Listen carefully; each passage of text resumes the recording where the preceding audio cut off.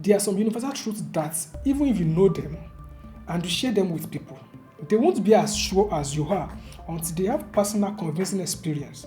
What do I mean? Some people believe that there are about 10,000 religions in the world, while some other people believe that there are about 4,200 religions in the world. On the surface, it's just a number, but think about it. 4,000 to 10,000 different ideas and beliefs about who and what God is and why this God exists. Here is reality. Religion isn't really a choice, it's a circumstance. The majority of us inherit our belief from our family and culture we are born into. Take me for example. I am a Christian, but why? Because I was born into a Christian family.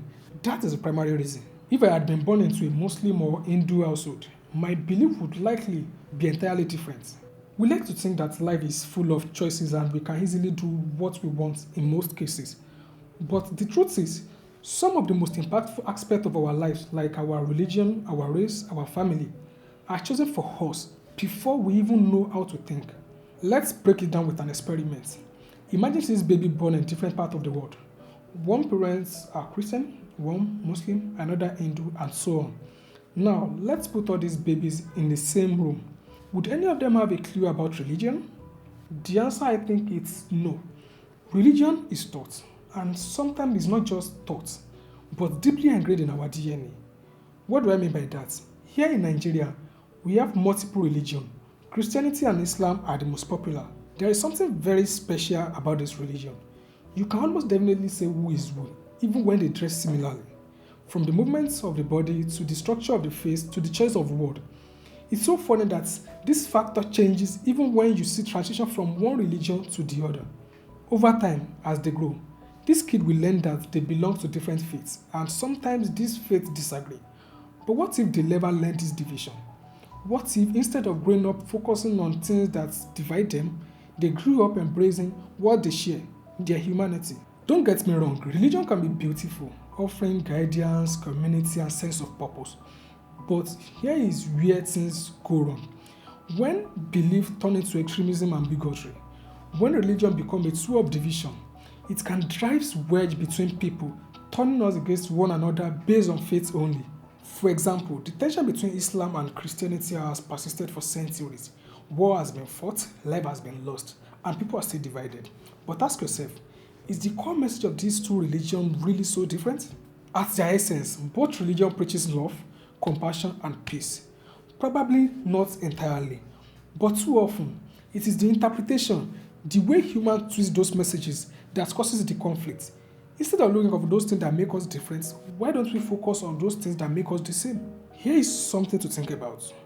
What if, instead of being religious, we focus on being human first? What if we all realize that we didn't choose our religion, our family, or our upbringing? What if, instead of letting these differences create distance between us, we celebrate our shared humanity? I believe that while religions give us structure, our humanity connects us together. We all share the same struggle, dreams, and hope, regardless of what we believe. Being human means recognizing the value in each person, no matter their faith or background. Now, let's talk about something else that divides us: race and culture. These things are powerful and often beyond our control. It is true that different races and culture are at a different level of advancement, but that does not mean that one culture is inherently better than another culture. Even in a remote tribal community, you will find a wisdom that even a modern astrophysicist could not grasp. Each culture has its own contribution to the world, and we need each other to truly thrive. Religion, race, and culture, these factors influence who we are, but shouldn't determine the way we treat one another. We need to recognize that we are all in this together. So, what is the takeaway here? Religion is a powerful force, undeniable fact, and it plays a big role in shaping who we are. But at the end of the day, we don't choose most of the factors that divide us. Instead of letting these factors and differences divide us, we should focus on what we have in common, our humanity. Our spiritual experience is different. We shouldn't force it on other people. We should spend more time focusing on being a good human than just being religious for religious sake. By doing so, we will live in a world where we have more empathy, more understanding, and less division. Until next time, remember, before religion, race, and culture, we are human first. Thank you very much for your time. I really appreciate it. If you've watched this far, you are the real MVP. So, like, share, comment your opinion, and subscribe, most importantly.